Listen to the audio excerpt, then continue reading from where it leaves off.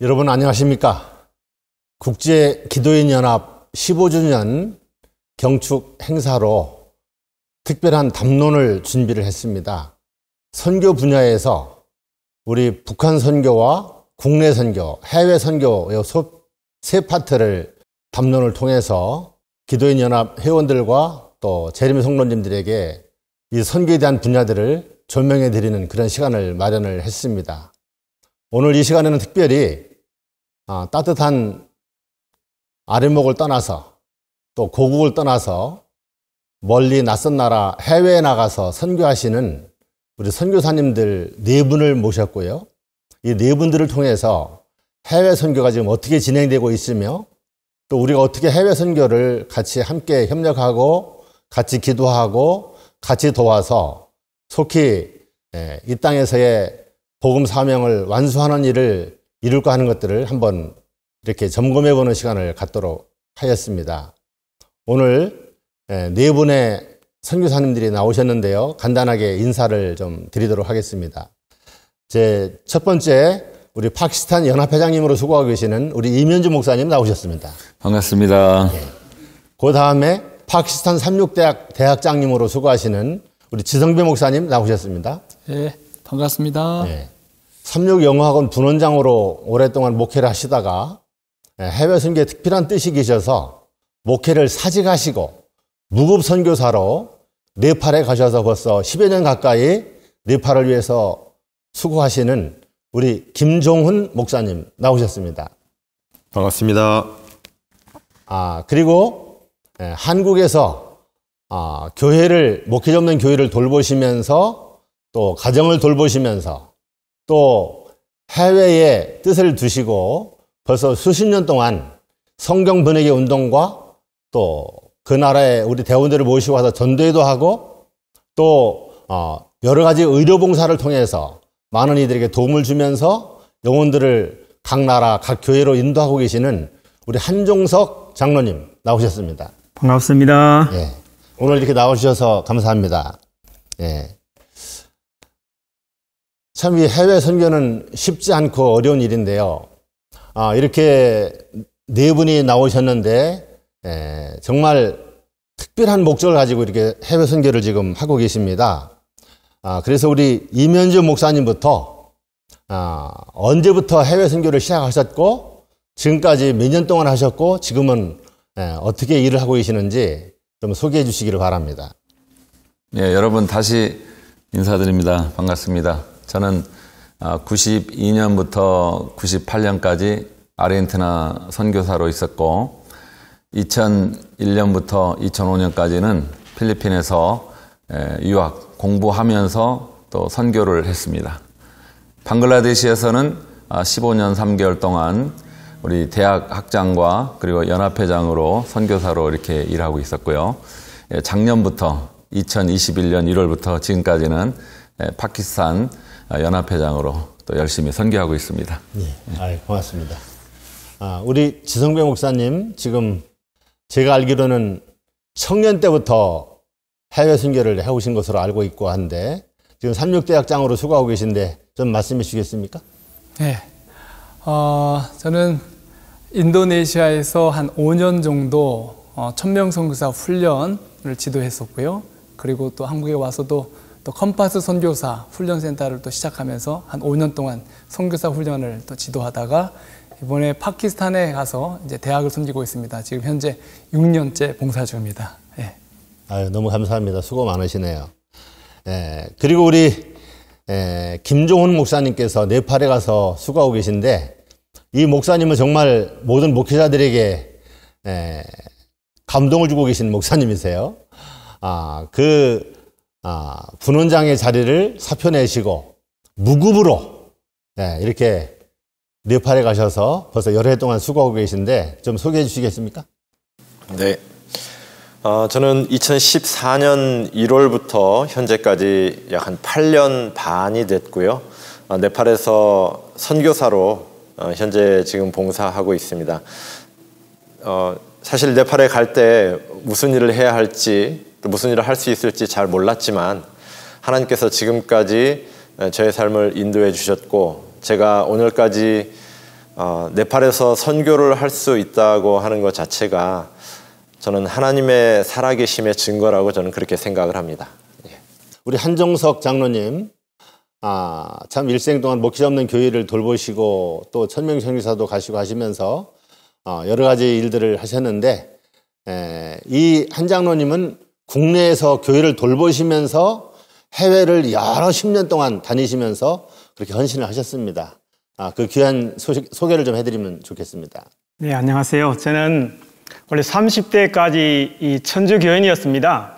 재림 교인이 된 지 36년이 됐는데 이 아름다운 기별을 저 혼자만 가지고 있을 수 없어서 천명 선교사로 해외에서 한 8년간 봉사하고 그 봉사한 이후에 하나님의 말씀을 통해서 세상을 깨우는 그 운동, 천건 성경 번외 운동을 지금까지 계속 해오고 있는 놀라운 기적들을 맛보고 있습니다. 예수님께서 우리에게 하늘로 올라가시면서 하신 말씀이 예루살렘과 유대와 사마리아와 땅 끝까지 이르러 내 증인이 되어달라고 우리에게 부탁을 하셨죠. 그리고 예수님은 여러 번 선교에 대한 말씀을 하셨는데, 모든 민족과 모든 나라와 온 천하와 온 세상과 온 족속과 땅 끝까지 이르러서 이 복음을 전해달라고 그렇게 우리에게 유언을 하셨어요. 그리고 마지막 시대에 예언의 신의 그 말씀을 통해서도 우리에게 전 세계에 선교를 해야 할 해외 선교의 필요성들을 많이 역설하신 것을 우리가 볼 수가 있는데요. 사실 성경 마태복음 14장 6절과 7절부터 12절까지도 세 천사의 기별을 어느 곳에 전해야 하느냐 하는 것을 말씀하실 때에 땅에 거하는 자들, 여러 나라와 족속과 방언과 백성에게 다 포함되어 있지 않습니까? 땅에 거하는 자들, 여러 나라, 족속과 방언과 백성. 그래서 이 복음은 자기만 가지고 자기만 믿을 것이 아니라 이 복음은 땅 끝까지 모든 민족, 모든 사람에게 이 복음이 다 전해질 수 있도록 이 복음을 전해달라고 하는 부탁을 우리에게 하셨죠.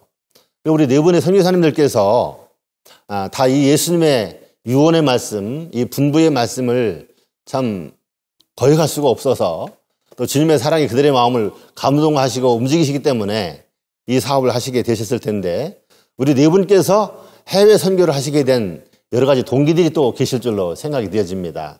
그래서 이 시간에는 우리 이면주 연합회장님부터 해외 사업을 시작하게 된 동기, 또 지금까지 어느 나라 어느 곳에서 어떻게 복음 사업을 이뤘다고 하는 그러한 내용들을 좀 소개를 해주시면 고맙겠습니다. 예, 저는 고등학교 2학년 때 감리교회에서 재림교회로 개혁을 했습니다. 그때 학생회를 지도하시던 분의 이 영향이 굉장히 저에게 컸다고 봅니다. 고등학교 2학년 때 우리 대전에 있는 소재동 교회는 이 재림교회 가운데 아마 학생회가 전국에서 제일 활발하게 됐던 교회 가운데 하나였다고 보는데, 그때 그 지도교사 선생님께서 우리를 실물교훈으로 설교하셨어요. 대전 시내가 보이는 밖으로 저희들을 나가게 해서 이렇게 성냥불을 켜게 하고, 이 불을 켜서 여기에 양초라든가 장작이 붙지 않으면 이 불은 꺼지기 마련이다. 그런데 이 성냥불이 켜졌을 때 여러분들이 양초가 되고 장작이 돼서 화를 태울 때 여러분은 훌륭한 선교사가 될 수 있다. 그러면서 세상이 넓고 할 일이 너무 많고 갈 곳이 많으니 여러분들이 하나님을 위해서 뜨거운 불이 되어서 일하길 바란다 하고 그때 설교했을 때 제가 그때 내가 해외 선교사가 돼야 되겠다 이렇게 꿈을 꾸게 됐고요. 그 다음에 성경에서는 마태복음 28장 19절 잘 아는 대로 예수님의 지상명령인데 이거를 세 가지로 분석해 보니까 첫째는 너희는 가서 하는 명령이더라고요. 우리 한국말에는 명령으로 되어 있더라고요.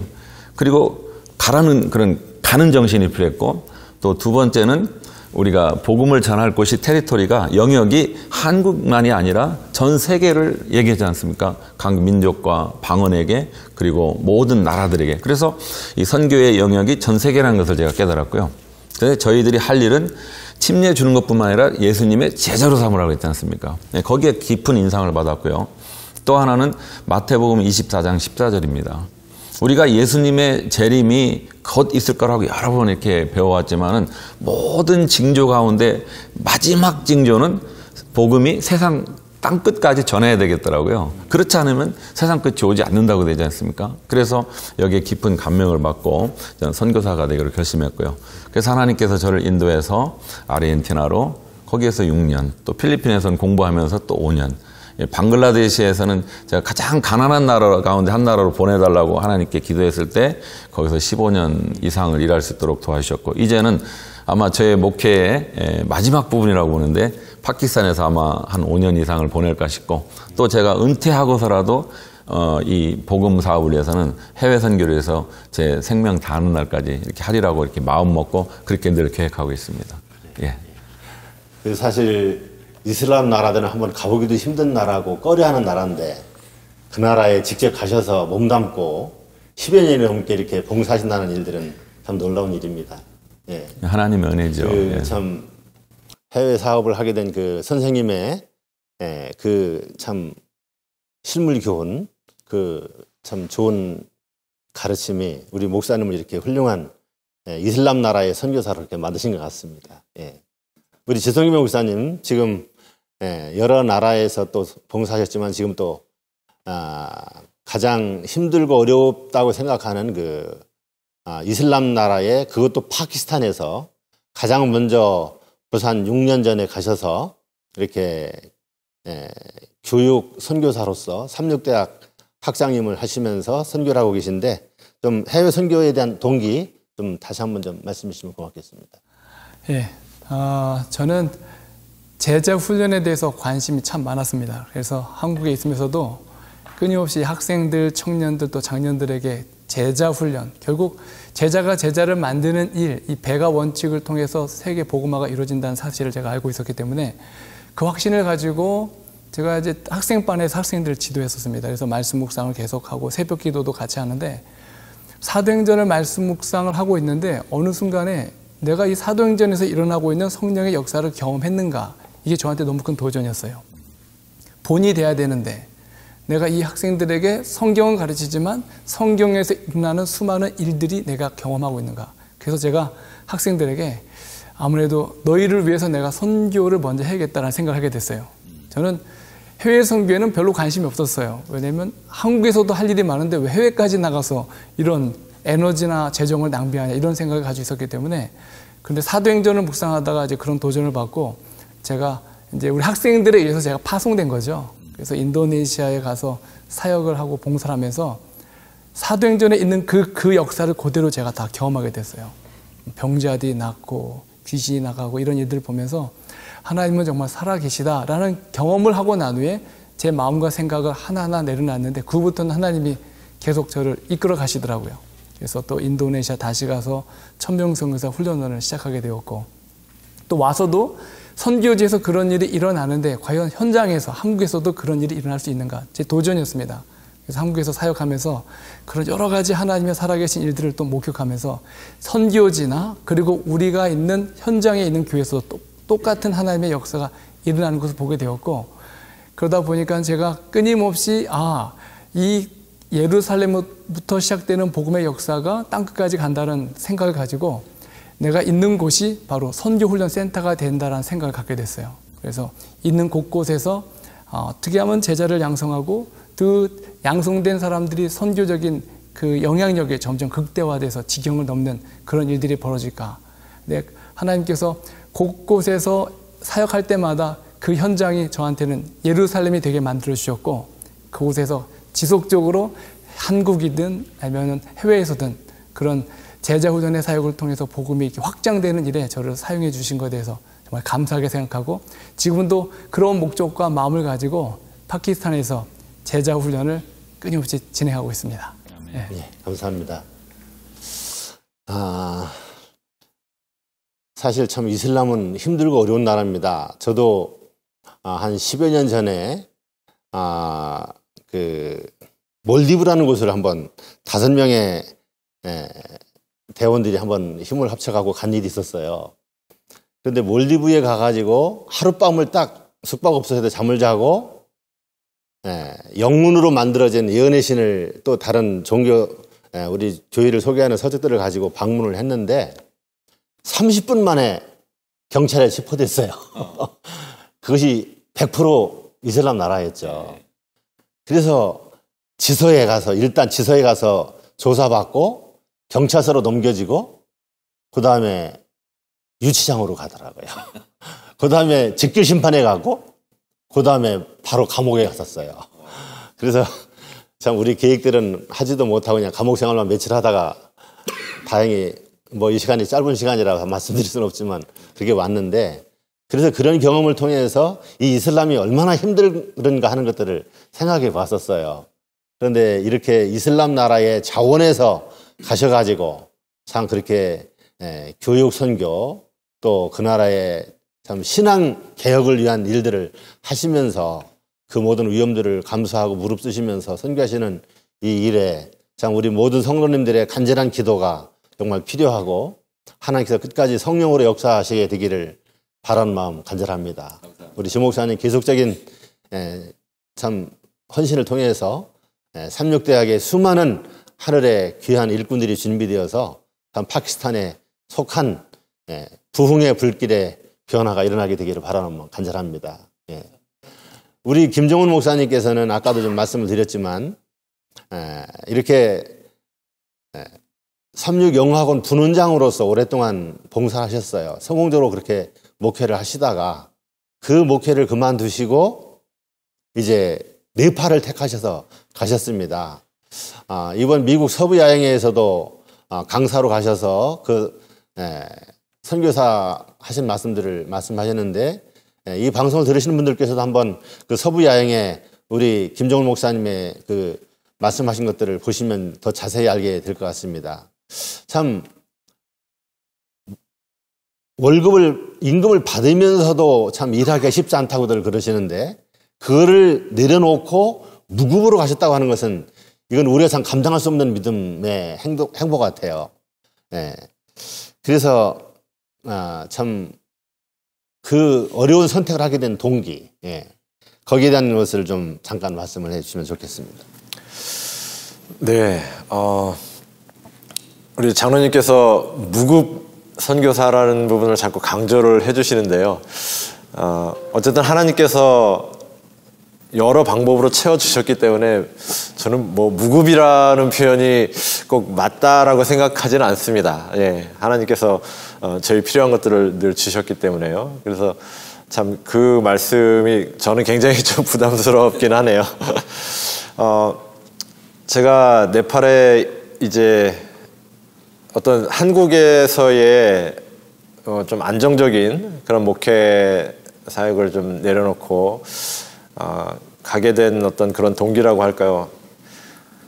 제가 하나님의 말씀을 읽는 중에 그리고 저희 목회 현장에서 제가 그때 생각했던 것이 무엇이었냐면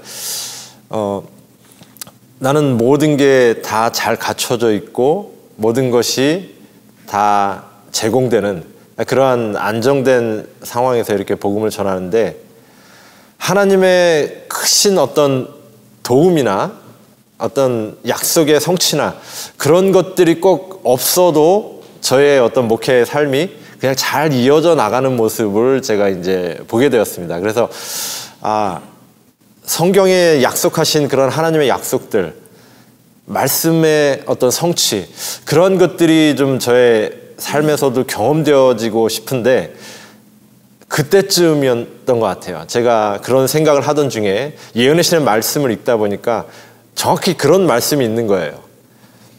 우리가 하나님의 약속에 대해서 얼마나 많은 도전을 해보았는지, 또 하나님께 그런 어떤 약속의 성취를 우리가 얼마나 기도했는지, 그런 것들을 시험해봤는지, 그런 것들을 그래서 얼마나 우리의 삶에 경험해봤는지, 그러면서 그런 것을 말할 수 있는 증인이 필요한데 세상은 그런 증거의 부족으로 멸망되어 가고 있다, 그런 말씀이 있더라고요. 그래서 제가 제 자신을 돌아보니까 분명히 목사이기는 하지만 내 삶에 어떤 증거를 가졌느냐라고 누군가가 물어봤을 때 제가 자신 있게 나는 이런 증거를 갖고 있습니다라고 말할 만한 것이 없는 것 같은 그런 생각이 들었습니다. 우리 성경에 보면 사도 바울이 그런 말씀을 했잖아요. 나는 내 안에 예수의 흔적을 가졌느라 그런 말씀을 하셨는데 저는 자신 있게 그런 말을 할 만한 게 없다는 생각이 들었어요. 그래서 정말 하나님께서 도와주시지 않고는 제가 존재하거나 살아남을 수 없는 어떤 그런 현장에 제 삶을 한번 던져보고 싶다라는 그러한 열망을 갖게 되었고, 이제 기도하던 중에 뭐 그 중간에 여러 과정들이 좀 있었습니다만 하나님께만 의지하고 하나님께서만 도와주실 수 있는 어떤 그런 환경에 내 자신 한번 내어놔 보자, 하나님께서 어떻게 도와주시는지를 한번 경험해 보자 라고 하는 어떤 그런 생각이 들어서 제가 이런 선택을 하게 되었고, 최종적으로 네팔에 선교사로 가게 되었습니다. 참 네팔이라는 나라가 가서도 벌써 오랜 동안 일하고 계신데 나라가 굉장히 어렵죠? 예. 뭐 굉장히 경제적으로도 여러 선교하는 부분에 있어서도 어려움이 많은 국가입니다. 예. 정말 잠시도 생각을 늦추지 않고 계속 생각하면서 기도하면서 일해야 하는 그런 취약지, 참 한국과 비교하면 너무나 열악한 그런 곳에 가셔서 참 벌써 여러 해 동안 이렇게 일을 하고 계신데요. 잠시 후에 또 그 나라에서 여러 해 동안 일하시면서 하나님께서 이루신 일들을 또 소개받는 시간을 좀 갖도록 하고요. 우리 한종석 장로님, 참 국내 일만 하는 것도 남들보다 더 훌륭한 일들을 하고 있다고 자부할 수도 있는데, 그 일들을 성공적으로 하시면서 또 해외에 성경 보내기, 의료 활동, 또 뭐 대원들을 모셔서 전도회 하면서 여러 방면으로 이렇게 활동을 하셨는데, 거기에 대한 이야기들을 좀 잠깐 말씀해 주십시오. 영혼 구원의 이 매체는 정말 어떻게 접근하느냐가 참 중요하다고 생각이 들어집니다. 많은 선교의 도구가 있겠지만 우리가 예언의 말하는 건강은 복음의 오른팔이다라는 것을 절감하기 싶은 그런 하나의 경험을 하고 싶었습니다, 사실은. 그래서 이 영혼의 접근 매체, 이것은 의료 선교보다 더 좋은 방법은 없다, 저는 이렇게 확신하는 것입니다. 그래서 이 의료 선교는 제가 사실 어릴 때부터 아주 빈약하고 연약하고, 사실 고등학교 시절에 1000m를 달릴 수 없는 그런 상태였지만 재림 성도가 되어서 30대의 마라톤에 1등을 하는 그런 하나의 경험을 가지면서 재림교회가 가진 이 건강 기별이야말로 전 세계 사람들이 실천한다면 이것이 바로 복음의 확산의 절호의 기회다, 이런 생각이 사실 들었습니다. 그래서 의료 선교를 하게 된 그 동기가, 제가 첫째는 연약했기 때문에, 그 다음에 이 건강 선교야말로 가장 영원하게 접근하기 쉬운 하나의 도구가 된다, 이런 생각을 가지고 천명선교사 훈련을 받으면서 의료 선교사는 눈을 떴을 뿐만 아니라 제가 이 스스로 깨친 의료 건강해지는 방법들을 선교에서 접목할 때 많은 사람들이 복음을 들으러 들어올 수 있는 도구가 되었습니다. 그래서 이 접근 매체라는 것이 새로운 하나의 접근 매체, 좀 더 손쉬운 것이 없을까 했을 때, 지난 7월 달에 이 민도로섬, 필리핀에 열흘 동안 민도로섬 일주를 경험하면서 새로운 선교의 도구, 이 통기라는 그 제품을 가지고 하루에 수백 명을 치료할 수 있는 놀라운 도구가 있다는 사실을 새롭게 알게 되어가지고, 이것이 이런 동남아나 해국견에 접목이 된다면 의사라는 자격이 아니라도 누구라도 이 도구를 통해서 영혼을 모을 수 있는 놀라운 매체가 되고, 이것이 아니라 선교의 새로운 패러다임을 일으키는 굉장히 좋은 하나의 도구가 될 것이다, 저는 확신합니다. 그래서 제가 이제 이것을 알고 배우고 이제 파키스탄, 네팔 이런 지역에 현지의 목회자들에게 좀 교육하는 그런 하나의 훈련을 꿈꾸고 있습니다. 그래서 이 일은 제 혼자 하는 것이 아니라 어떻게 하든지 이 천국 복음이 땅 끝까지 전거되어서 주님이 속히 오는 이 일에 우리가 함께 기도가 필요하고 함께 협력이 필요한 것이다, 저는 그렇게 믿습니다. 그래서 이 일은 반드시 저로 하여금 저를 알게 하셨고, 저에게 주신 재능을 통해서 하나님께서 반드시 이 일을 이루리라 확신합니다. 하루에 수백 명씩 그 환자들을 치료해주고 또 고통을 없애주는 일들, 그러면서 복음을 소개하면서 참 영혼들을 교회로 인도하는 일들, 참 귀중한 일인데요. 지난번 7월 달에 한 10여일 갔다 오시면서 이루신 성과들이 참 보람된 일이었죠? 네, 거기에 제가 기적적인 일들은 사실 이 기도가 필요한 일이잖아요, 사실은. 그런데 그 중에서 좀 두 가지 기적을 좀 얘기를 하면, 두 분이 이게 손을 전혀 펼 수 없는 상태였어요, 2년 동안. 그런데 이 아주머니에게 이게 의료 봉사를 했을 때 이 두 손이 펴지는, 완전히 이분이 간증을 하면서 막 눈물을 흘리는데 너무 놀라운 일들이 사실 벌어진 겁니다, 사실은. 저도 참 재림 성도가 되어서 이렇게 선교지에서 이런 일들이 실제로 일어나는구나, 눈으로 보게 되었고요. 3년간 걷지 못한 60대 중반의 그 분이 정말 그 휠체어를 타고 와서 가족들이 염려하는 마음으로 그분을 모시고 왔는데, 3년 동안 걷지 못한 사람이 정상적으로 걸을 수 있는 상황이 됐을 때, 이건 하나님께 영광 돌리는 놀라운 일이 아니고는 이루어질 수 없다. 정말 기도로 이루어지는 일은 불가능을 가능케 하는 일이다. 이렇게 저는 생각합니다. 그럼 한 번의 치료로 그렇게 손이 펴지고. 그렇죠. 그 단순한 10분 정도의 시간이 소요되었죠. 그러니까 이 선교의 이 툴이 얼마나 참 놀라운 일들을 해낼 수 있는 것이라서 좋았습니다. 가게에 사실은 이 필리핀에는 이 뭐 침을 시술하는 이런 것들은 굉장히 거부적인 반응이었지만, 이건 전혀 옷을 벗지 않아도 되고 바로 그 위 옷 위에 바로 갖다 대기만 해도 낫는 그런 것들은 참 새로운 하나의 도전이고, 저에게는 이렇게 손쉽게 사람들을 좋게 만들 수 있는 도구가 될 뿐 아니라 이런 기회로 은혜를 입은 사람은 쉽게 마음이 열려서 복음을 받아들일 수 있는 기회가 된다, 이렇게 확신합니다. 그렇죠. 예수님의 방법이 바로 그 방법이었지 않습니까? 먼저 그 사람의 필요를 채워주고 그 다음에 나를 따르라고 말씀하셨을 때 그들을 의심하지 않고 예수님을 따르는 일들을 볼 수가 있죠. 그런 의술들을 계속 펼치시면서 예수님을 많이 소개하시고 많은 영혼들을 구원하고 그 각 나라 교회에 큰 활력을 불어넣는 그런 일들이 계속 이어지기를 바랍니다. 화이 선지자께서는 우리에게 그런 말씀을 하셨어요. 지금 소외된 해외 선교지에서 마땅히 이루어져야 할 선교 사업이 1000분의 1도 지금 이루어지지 않고 있다. 교회증을 6권에 그렇게 말씀하셨더라고요. 얼마요? 1000분의 1도 이루어지지 않고 있다. 지금 파키스탄이 인구가 몇 억입니까? 2억 2,200만입니다. 2자 3개네요. 2억 2,200만인데 지금 우리 재림교회 신자는 몇 명입니까? 15,600명 정도니까 퍼센테이지로 하면 0.1%도 안 되죠. 한 7,000명 중에 한 명이 우리 재림교회일 것 같습니다. 17,000명 중에 한 명. 참 있을 수 없는 일입니다. 그러니까 화이 선지자께서 1000분의 1도 아직 이루어지지 못하고 있다, 그런 말씀하신 거예요.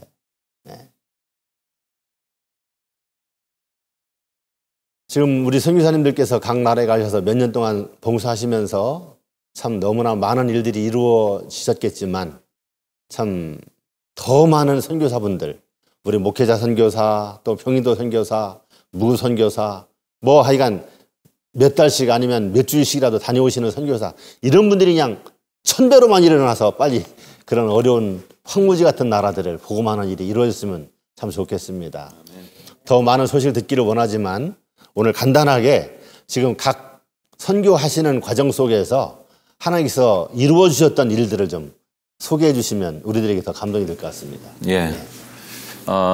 저는 한 28년째 해외 선교사로 있는데, 해외 선교하면 저는 그냥 가서 1대1로 누구를 가르쳐서 이렇게 선교하는 그 개념만 처음에는 생각했습니다.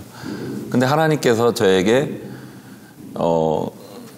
학교를 맡아서 일할 수 있는 학장을 삼아주셨고, 또 전혀 생각도 안 했는데 연합회장을 또 하도록 또 방글라데시에서 인도하셨고, 지금은 또 파키스탄에 가서 이렇게 하도록 하셨는데, 이 해외 선교 개념을 제가 좀 바꿔야 된다는 생각을 했어요. 제가 이 언어적인 그런 장벽이 있기 때문에 직접 그 나라 말로 이렇게 1:1 가르치는 것보다는 저는 그 대쟁투의 관점에서 볼 때 하나님께서 군대로 말하면 사단장 혹은 뭐 군단장 이런 직급을 주신 거 아닙니까? 어떻게 보면. 그래서 영적인 무기가 많이 있어야 대쟁투에서도 우리가 승리하는데 이 어떻게 할까 하다가 이 대쟁투에서 많은 영혼들을 얻고 승리하기 위해서는 영적 무기를 많이 이렇게 만들어주는 것이 제 역할이겠구나 생각하고 방글라데시에 있을 때 10가지도 더 되는 그런 많은 그런 선교를 위한 프로젝트를 제가 이렇게 구성해 봤죠. 예를 들면 신학생을 증가시킨다든가 그 다음에 신학을 졸업하고도 목회 나가지 못하는 사람들에게 생활비를 대주면서 목회자로 만드는 일들, 그리고 또 장학금을 주는 일들, 그래서 교육사업을 통한 이런 일들, 그리고 또 자전거를 기증해가지고 목회자들에게 계속 돕는 일들, 그리고 또 지구장들에게는 오토바이를 사주는 일들, 그리고 거기에 방글라데시 같은 경우는 그 보딩스쿨, 기숙사학교가 막 18개가 넘습니다. 그 쌀이 없는데 쌀을 지원하는 문제들, 그리고 또 가난한 성도들, 침례 받으면 가난한 사람들이 많이 와요. 그런 사람들에서 하는 뭐 염소 프로젝트, 뭐 이런 다양한 프로젝트를 이렇게 운영해 왔는데 하나님께서 많은 기적들을 주셨습니다. 다 기도의 또 결과로 온 그런 기적들이죠. 몇 가지 좀 예를 든다면, 첫째는 이 목회 못 나가는 사람, 지금도요, 방글라데시나 파키스탄 졸업하고 바로 이렇게 정식으로 채용되는 경우는 거의 없습니다. 그래서 이 임시 사역자가 정식으로 가기 위한 다리 역할을 놓는 것이 제 역할이 아닌가 생각하고, 이 사역자에게 그 생활비를 주면서 복음을 전하는 일을 했을 때에 많은 기적들을 하나님께서 주셨어요. 그래서 어떤 친구들은 10년 이상 임시로 있다가 나중에 열심히 해서 정식이 되고, 그리고 또 이제 안수를 받고 안수 목사로 이렇게 중견 목사로 일하는 그런 것들, 그냥 너무 보람스러운 일들을 많이 봤고요. 그 다음에 기숙사학교에 쌀이 없어서 어떤 때는 2자루도 남지 않았을 때 저에게 목사님 쌀 좀 이렇게 보내십시오 이렇게 했을 때 제가 하나님 앞에 무릎 꿇고 기도했을 때 기적적으로 생각지 않은 분들이 쌀을 뭐 100가마를 보내주고 이런 사람도 있었고요. 또 한 번은 한 분이 제가 이런 운동을 하는 거 보고 전화가 왔어요. 목사님, 얘기를 들어보니 쌀 1kg면 5명, 6명의 학생들이 먹는다는데 맞습니까? 맞다고 그랬더니, 그러면 내가 용돈 모은 것으로 좀 보내겠습니다. 그러길래 용돈 모았다니까 뭐 50만 원, 100만 원 보내주려나 보다 했는데 통장을 열어보니까 1000만 원이더라고요. 그래서 깜짝 놀랐어요. 아니, 용돈을 모았다는 거 어떻게 1000만 원을 보내주시는가? 혹시 이 뱅킹을 하는 그 아드님이 실수로 100만 원 넣을 걸 1000만 원으로 잘못 실수한 거 아니고 가슴이 막 뛰더라고요. 그래서 전화를 빨리 했습니다. 이 고민을 빨리 해결하려고. 그랬더니 그거 1000만 원 맞습니다 그러는 거예요. 어떻게 된 거냐고 그랬더니 그 장로님이 그러시는 거예요. 내가 사실은 22년 동안 용돈을 모아놓은 것을 준 겁니다. 이렇게 얘기하는 거예요. 너무 감동스러운 그런 순간이었고요. 또 하나는 이 전라남도에서 공무원 시험으로 3등으로 합격한 27살 아들이 있었는데, 이 아들이 합격하고 공무원 시험에 합격하고 얼마 안 돼서 샤워하다가 그냥 뇌진탕으로 쓰러져서 사망한 거예요. 근데 그 여집사님 한 분이 유품을 정리하다가, 얼마나 슬펐겠습니까? 유품을 정리하다가 이 양복 안에 통장을 하나 발견했어요. 근데 그 통장 안에 제가 방글라데시 있을 때 계속해서 매월 돈을 보낸 것을 아들이 그 방글라데시 사랑을 본 겁니다. 그래서 그걸 보고 아들이 이렇게 방글라데시 사랑했구나 이러면서 그 여집사님이 유품을 정리해서 저에게 다 돈을 보내주고 지금까지도 도와주시는 그런 것을 볼 때 참 너무너무 감동스러웠고요. 또 하나는 신학을 공부하던 우리 한 장로님의 아들이 아마 몇 해 전에 뉴스에 나왔지 않습니까? 그 새마을호 타고 가다가 추락해서 죽지 않았습니까? 얼마나 슬펐겠어요, 그 부모가. 그런데 그 슬픔을 어떻게 극복했는가 하면은 자식이 이 삼육대학교에 공부하게 하여 수업료 주었던 것이 다시 돌아온 겁니다. 330만 원을 기억하는데요. 그것을 부모가 쓸 수가 없었던 거예요. 그러면서 내 육신의 자식은 죽었지만 나는 이 슬픔을 영적으로 극복하고 싶다 그러면서 저에게 전화를 주셨어요. 그러면서 목사님, 내 육의 자식은 죽었지만 나는 영적인 자식들을 키우고 싶으니 이 돈으로 정말 신학 공부시켜서 하나님의 종을 만들어주면 좋겠습니다. 그래서 그 돈을 계산해 보니까 방글라데시는 2명을 4년 동안 공부시킬 수 있는 그런 일들이었어요. 그래서 그 뜻을 받들어서 제가 신학을 공부할 사람을 찾고 공부시켜서 지금 목회자로 열심히 일하는 그런 경험들 참 너무너무 감사하죠. 그리고 또 이제 파키스탄에 가서는 이제 2년째 하는데 여기도 참 놀라운 기적들이 많이 일어나고 있습니다. 우리가 천명선교사 작년에 시작해서 정말 건물을 우리 지목사님 그냥 믿음으로 시작했는데 벌써 3층까지 올라가고, 그리고 어느 여집사님하고 또 그 에스더 선교팀은요 맛간장을 만들어서 저희들이 도와주는 그런 모습들을 볼 때 얼마나 하나님께서 우리를 사랑하시고 해외 선교를 위해서 일하시는지 좀 너무 감동적인 것이 너무 많습니다. 시간상 여기서 마치도록 하겠습니다. 예. 그 방글라데시에 몇 년 계시면서 대학에도 계시고 연합회도 계시면서 교회를 몇 개를 지어주셨다는 얘기를 들었는데. 예. 어느 날 선생님 한 분이 사진 한 장을 저에게 보여줬어요. 보니까 나무 밑에서 성도들이 교회가 없어서 예배드리는 모습이었습니다. 이걸 보고 너무 마음이 아프더라고요.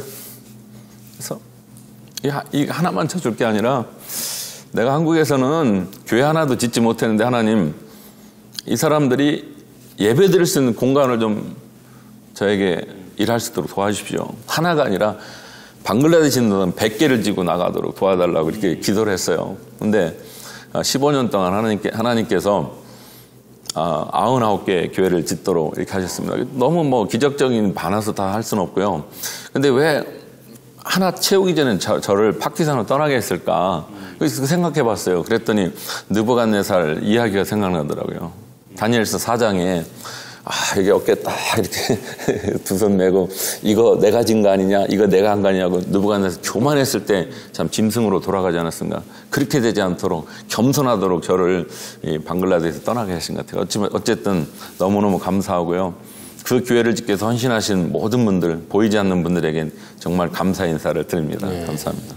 참 일생에 살면서 한 개의 교회도 참 접어보는 것이 쉬운 일이 아닌데, 참 방글라데시에 이렇게 선교사로 가셔서 99개의 교회를 이렇게 지어서 교회 없이 예배드리는 분들에게 성전을 제공했다는 놀라운 이야기입니다. 예. 그리고 아마 마지막은 목사님이 지은 걸로 알고 있어요. 그래서 100개를 채우신 거로 제가 알고 있어요. 아직 안 채웠어요. 네, 채울 겁니다. 앞으로 또 비록 파키스탄에 계시지만 또 방글라데시에 대한 아직 사업도 좀 더 계속 관계 갖고 계신 것도 계시죠? 뜻은 갖고 있습니다. 100개 이상도 좀 더 지어주시고. 파키스탄에서 이미 7, 8개 지금 나가고 있습니다. 또 다시. 우리 지목사님하고 한국의 선교사님들하고 협력해서 또 하고 있습니다. 우리 지목사님은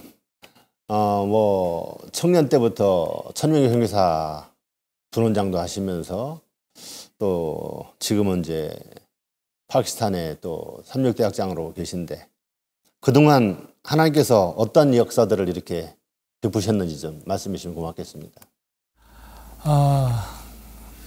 어떤 역사를 이뤘다기보다는 역사를 보고 산 것 같아요. 제가 처음 대학교 다니면서 이제 중보기도를 시작할 때 하나님께서 기도를 이끄시는데 저도 모르게 기도가 열리더니 어느 순간에 제가 펑펑 울고 기도하고 있는데 그 기도하고 있는 땅이 모슬렘이더라고요. 제가 왜 모슬렘을 위해서 기도했는지 전혀 몰랐어요.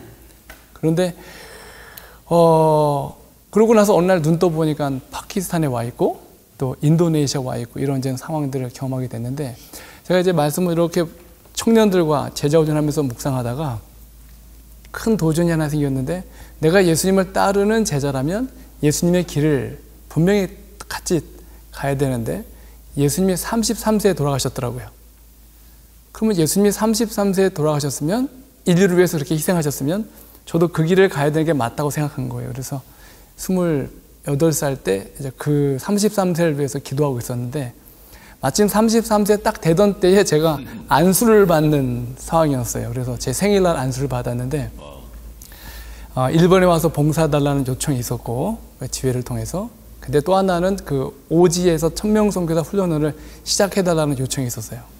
근데 오지로 행정자들이 목회자를 보낼 수가 없어요. 왜냐하면 사고 나면 모든 게 다 책임이 행정 조직 또 교단에 가기 때문에 그리고 33세 그 나이에 제가 뭔가를 예수님의 따라가는 길을 가려면 일본이 아닌 인도네시아로 가야 된다라는 이제 강한 부르심이 생겼고, 그래서 이제 휴직을 하게 됐죠. 그냥 보낼 수 있는 상황이 아니니까. 그래서 휴직을 하고 갔는데,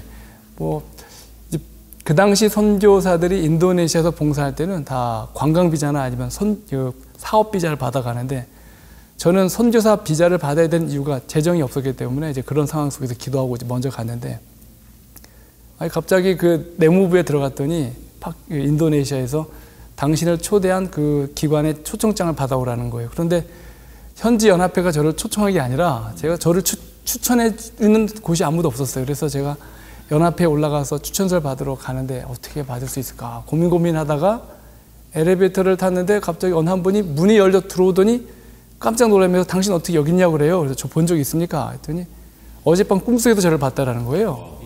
얼굴에 빛이 나는데 그러다가 잠에서 깼는데 당신이 어떻게 엘리베이터 안에 있느냐. 이런저런 상황을 얘기했더니 걱정하지 말라고. 그러면 당신의 비자 문제를 내가 다 해결할 거고 비용도 다 해결해 주겠다는 거예요. 이게 가능한 일인가. 그래서 제가 기적적으로 선교사 비자를 제일 먼저 받게 됐습니다. 인도네시아에서. 그러고 나서 이제 1000명 선교사 훈련원을 시작하기 위해서 이제 오지로 들어가야 되는데 청년들을 모을 수도 없는 거예요. 제가 인도네시아 말도 안 되고, 더군다나 선교사들을 이제 파송하려면 재정이 많이 들어가는데 그런 재정도 없는 상황이었는데, 그 파푸아에 있는 이제 현지 선교부장을 만나러 갔는데, 그 선교부장이 이제 아침에 만났는데 침대에서 나오더니 또 꿈 얘기를 해요. 화인 여사를 꿈속에서 만났더니 이런저런 얘기를 해서 도대체 돌아가는 일들이 이상하게 돌아가는 거예요. 근데 화인 여사가 자기가 적어낸 이름을 이렇게 돌려주더니, 종이 쪽지를 돌려주더니 당신 이름이 왜 이렇게 적혀 있냐? 스티븐 디켄인데 왜 이렇게 적혀 있느냐? 뭐라고 적혀 있는데요? 이렇게 물어봤더니 MM으로 적혀 있다라는 거예요. 그래서 MM이 뭔지 모르다가 잠에서 깬 거예요. 미셔너리 무브먼트네. 제가 그래서 그걸 해석을 한 거예요.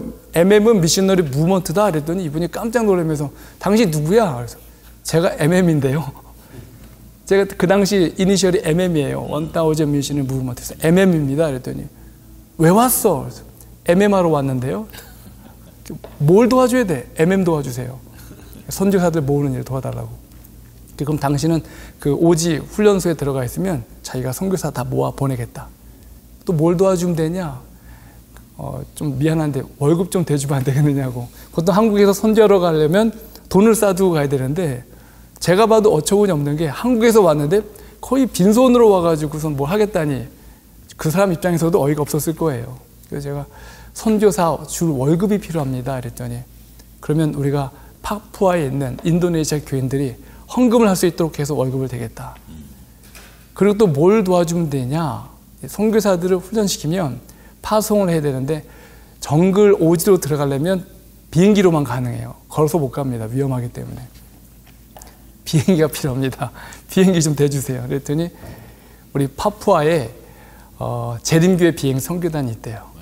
그래서 그 비행 선교단이 상업적으로 또 여러 가지 일을 하지만 제일 먼저 선교사들을 파송하는 일에 스케줄을 잡도록 논의하겠다. 그러면서 인도네시아 1000명 선교사 훈련원이 시작이 됐어요. 지금은 인도네시아는 1000명 선교사 훈련원이 한 나라인데 3개가 있습니다. 제가 이 선교지에서 벌어지는 여러 가지 일들을 구경하면서 하나님이 어느 곳에 부르시든지 그 순종하고자 가는 그 순간부터 하나님이 이루시는 일들을 보게 됐어요. 저는 그냥 어쩌면 선교지를 가게 된 것도 어쩌면 저 자신을 위해서 간 것 같더라고요. 내가 하나님을 더 알고 경험하고, 근데 그 순간마다 작은 헌신과 순종을 통해서 이루어지는 일들을 보면서 하나님은 살아계시고 나는 그것을 구경할 수 있는 구경꾼으로 불러주셨구나라는 생각 속에 감사하게 살고 있고, 그리고 이제 임현주 목사님이 작년에 오셨거든요. 여기 아주 제가 기대가 많이 돼요. 흥분되고, 하나님께서 모슬렘 선교를 위해서 중동에 복음이 들어가려면 이 복음이 서진이 되어 왔거든요. 유럽, 미국, 아시아, 그 다음에 다시 예루살렘 땅으로 들어가야 되는데 이 파키스탄이 그 관문이에요. 중동으로 들어가야 될 아주 복음 선교가 가장 중요한 관문인데, 아마 이제 목사님, 그리고 또 함께 있는 남경호 목사님, 그리고 또 앞으로 올 차성호 목사님, 한 나라에 4명의 선교사 가정이 한국인이 함께 있는 건 아마 처음 있는 일인 것 같아요. 분명히 하나님께서 그 이상의 놀라운 일들을 아마 모슬렘 선교를 위해서 이루어질 거라는 생각을 가지고 기도하고 또 기대하고 있습니다. 예. 조금 장로님 부가드리면 5가정이 가 있는 거나 마찬가지입니다. 왜냐하면 박남규 장로님은 평신도지만 저희가 특별하게 교육과 선교를 맡아서 봉사하는 부장으로 삼으셔가지고 이분의 역할이 굉장히 그래서 지금 한국연합회가 하나 파키산에 가 있다고 보시면 될 것 같아요. 이상하게 우리 서정환합회 지목사님, 저는 동정환합회 하면서 충청합회 출신이고 박남규 장로님 동정합회, 그 다음에 또 차성원 목사님 호남합회, 영남합회는 남경 목사, 이래서 제2의 한국연합회다 생각하고 열심히 좀 선교하려고 합니다. 참 2억 2,200만이나 되는 참 방대한 이 파키스탄에 오랫동안 그 이슬람의 가르침만 가르쳐졌었는데 그 민족들에게 하나님께서 이 복음을 전하실 수 있도록 이렇게 돌아보신 것 같습니다. 예. 하여간 파키스탄에 속히 복음이 널리 전해지고 어둠 속에 있었던 많은 영혼들이 구원받게 되기를 바랍니다. 예. 우리 김정은 목사님 참 경험이 많으실 텐데 더군다나 이렇게 무급으로 가셔서 하시면서 무릎을 많이 꿇는 일들도 하셨고 또 너무 놀라운 응답들을 많이 해주셨을 텐데 그동안의 그 사업 성과와 또 기도하시면서 참 하나님께서 함께 하셨던 놀라운 그 선하심을 맛보신 경험들 좀 말씀해 주시면 좋겠습니다. 예. 아까도 말씀드렸다시피 저는 네팔에 갈 때 사실 누가 저를 파송한 것도 아니었고 네팔에서 누가 저를 초청한 것도 아니었기 때문에 네팔에 가서 내가 무슨 일을 해야 되겠다라고 하는 어떤 그런 계획이나 생각을 가지고 간 것이 아니었습니다. 그래서 처음 도착했을 때는 성경과 예언의 신을 읽으면서 또 네팔의 언어를 배우면서 하나님 제가 여기서 무슨 일을 하기를 원하십니까? 라는 그런 기도의 제목을 가지고 이제 기도를 하면서 제가 어떤 일을 해야 할지를 기도하면서 찾고 있었습니다. 그렇게 하다가 제가 이제 제일 먼저 시작을 하게 된 것이 고아원이었는데요. 지역 교회를 이렇게 다니다 보니까 각 교회마다 부모님이 없이 거의 방치되어 있는 그런 아이들이 많이 있었습니다. 가는 교회마다 이 아이들이 있는데 이 아이들을 좀 돌봐주십시오. 그런 부탁을 저에게 하는 것이었어요.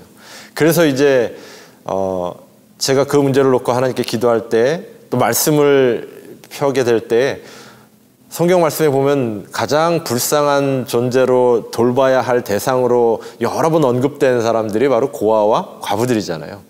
그래서 제가 이제 그 요청에 제가 이제 반응을 하여서 고아원을 시작을 하게 되었습니다. 근데 하나님의 말씀의 약속이 분명히 고아들을 돌봐라 라고 하셨기 때문에 저는 이제 돌보기를 시작을 했는데 사실 재정이 준비되거나 어떤 재정이 약속이 되거나 그런 것도 아니었어요. 하나님의 말씀에 약속하셨으니까 제가 순종합니다. 재정과 필요한 것들은 하나님께서 보내주십시오. 이렇게 이제 기도하면서 고아원을 시작을 했는데요. 그 과정 속에서 놀라운 하나님의 축복을 경험을 많이 하게 되었습니다. 아이들을 데려올 때 꼭 필요한 재정이 있는데 준비되어 있지는 않고 그 일을 위해서 하나님께 기도했을 때 하나님께서 한 여집사님께서 새벽을 기도하고 계신데 그 집사님의 기도 속에 나타나셔서 네팔의 고아들을 도와라 라고 하는 음성을 들려주시고 그 음성에 이 집사님께서 반응하셔서 제가 그 집사님께 요청을 드린 것도 아니었는데요. 제가 네팔의 고아들을 매달 얼마씩 돕겠습니다. 그것이 정확하게 저희가 필요한 금액이었어요. 아멘. 그런 경험들을 계속해서 이제 반복해서 하게 되었습니다. 그래서 지금은 고아들을 27명을 저희가 돌보고 있고요. 또 이제 여러 어떤 선교의 분야들이 있는데 그 중에서 이제 제가 또 하고 있는 것이 아까 우리 목사님께서도 말씀하셨습니다만 네팔에 가보니까 번역된 예언의 신이 정로의 계단과 실물교훈 그리고 대쟁투 일부 이거밖에 없었어요.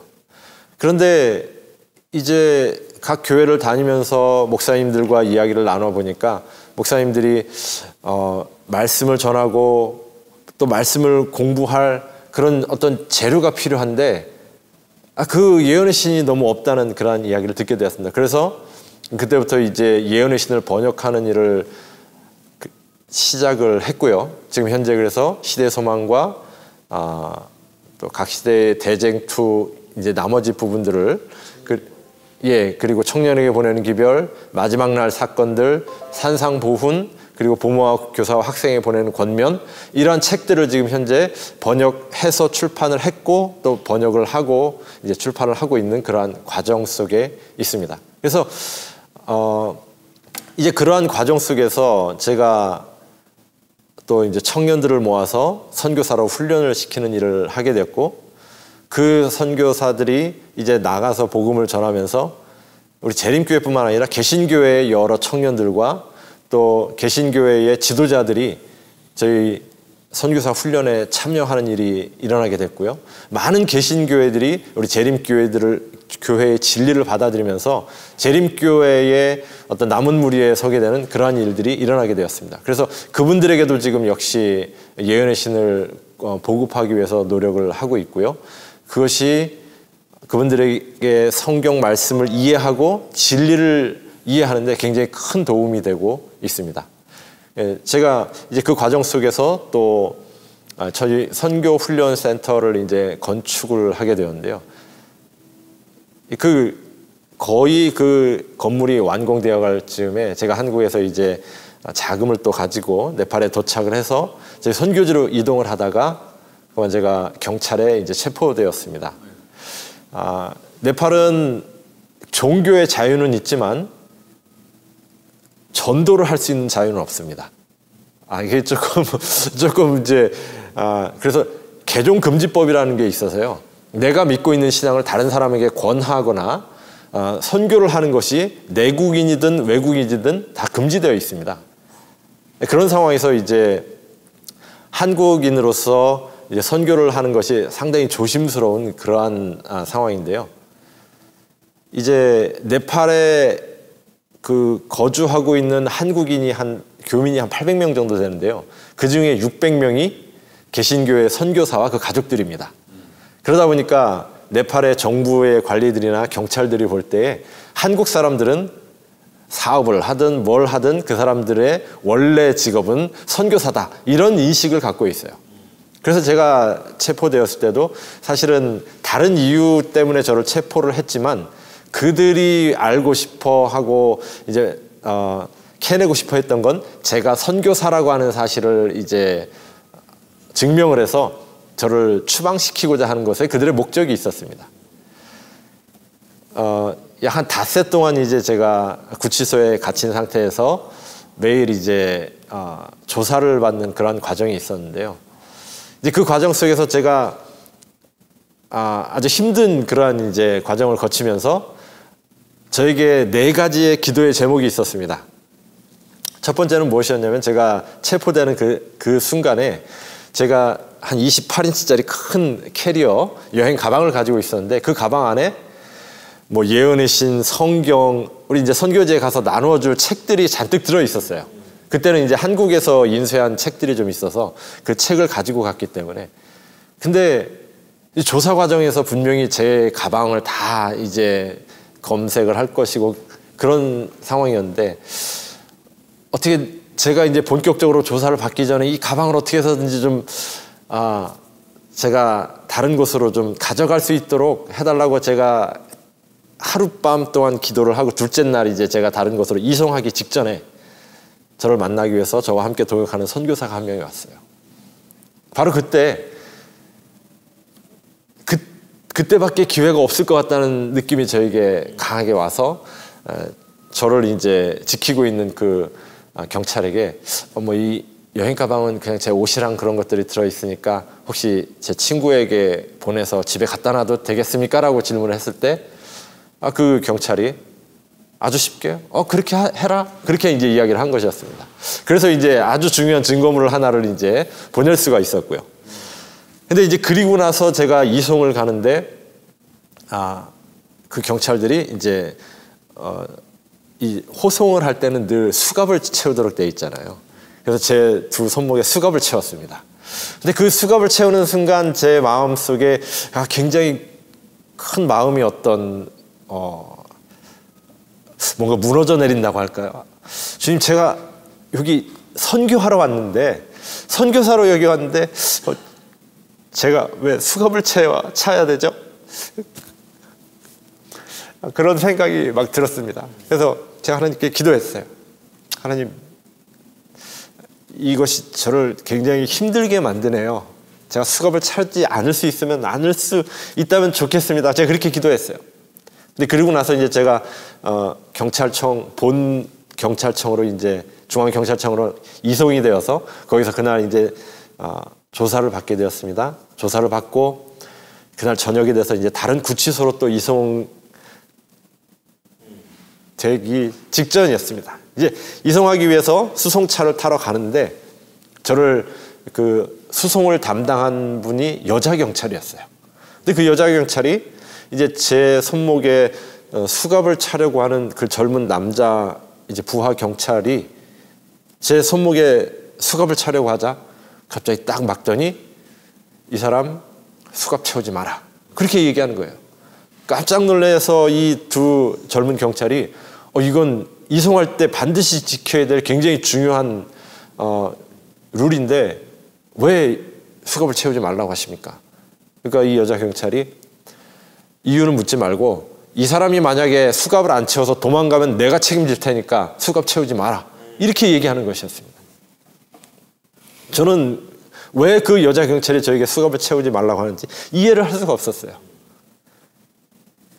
나중에 이제 제가 그 이유를 좀 물어봤더니 이런 이야기를 했습니다. 제가 그 중앙경찰청으로 이송이 되어서 저와 그다음에 저희 동역자 우리 네팔인 목사님과 함께 이제 수사를 받기 위해 조사를 받기 위해 그 2층 계단으로 올라가고 있는데 그 여자 경찰이 자기 사무실에 앉아서 저희 모습을 보았대요.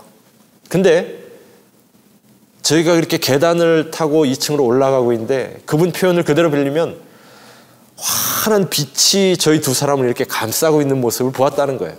그러면서 그분이 말하기를 이 사람들은 여기 와서 조사를 받고 그럴 일을 할 만한 사람들이 아닌 것 같은데 왜 이 사람들이 여기 왔을까?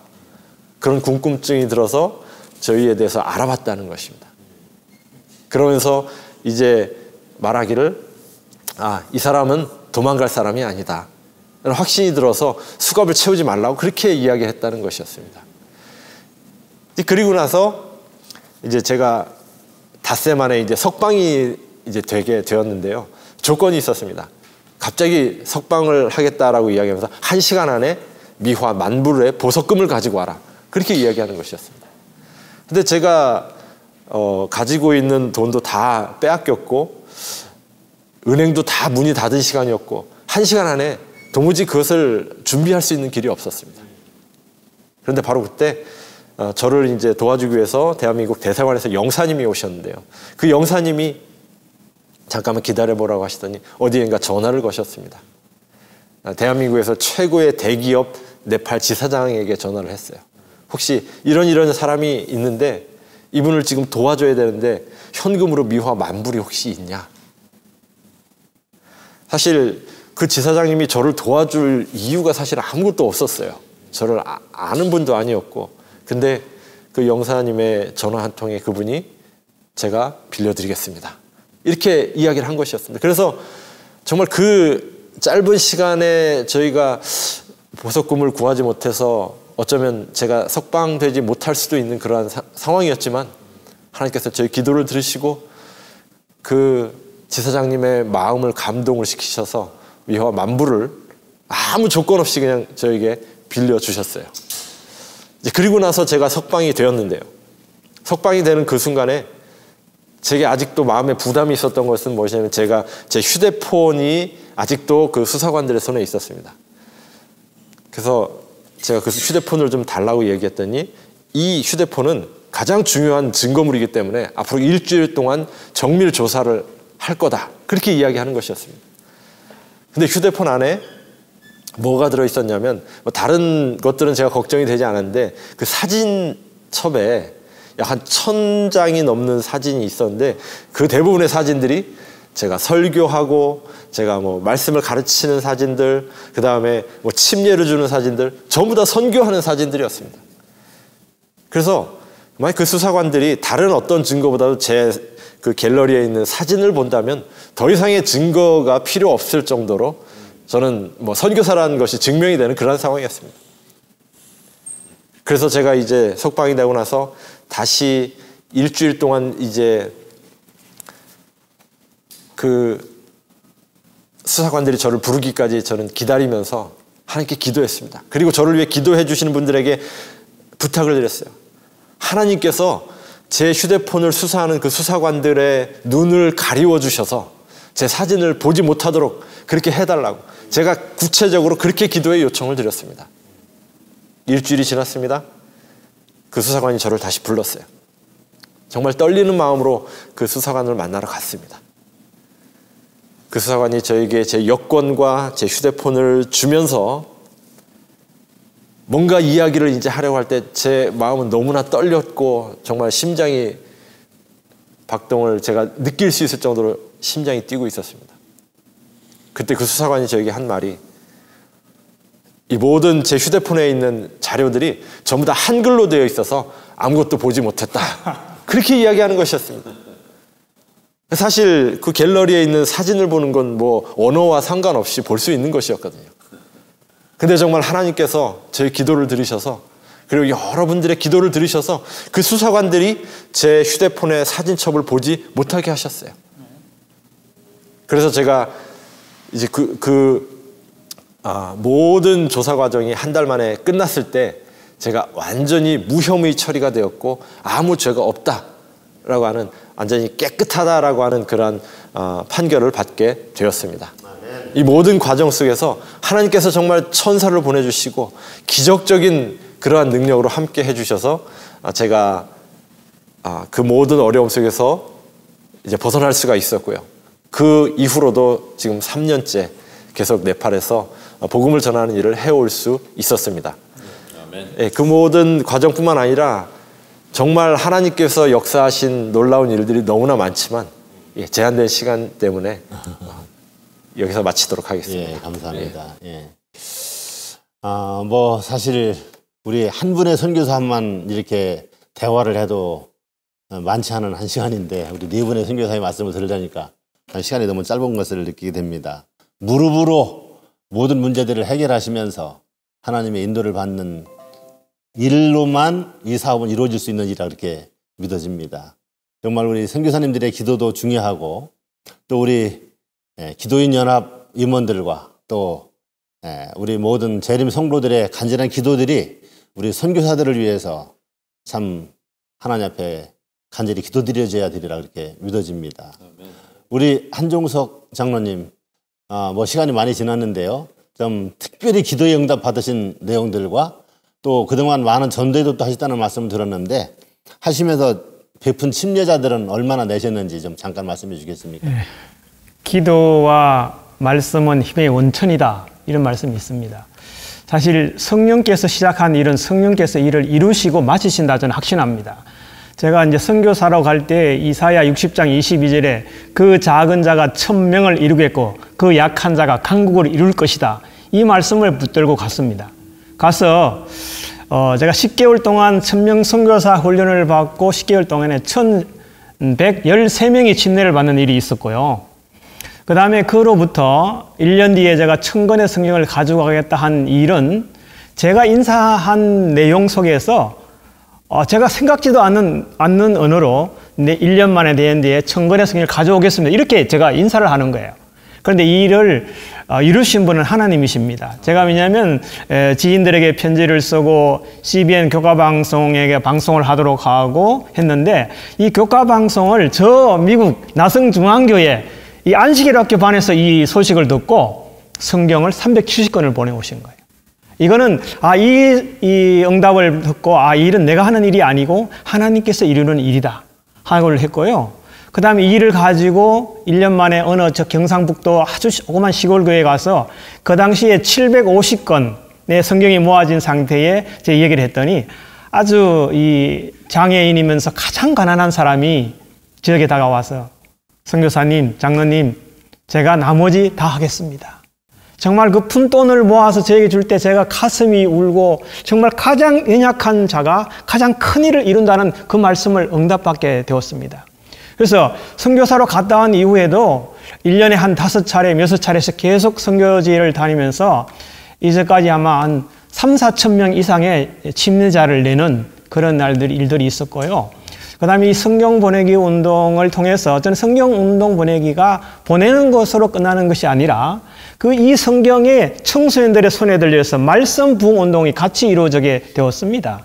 사실은 파키스탄에서 성경 골든벨뿐만 아니라 그 일들을 했고요.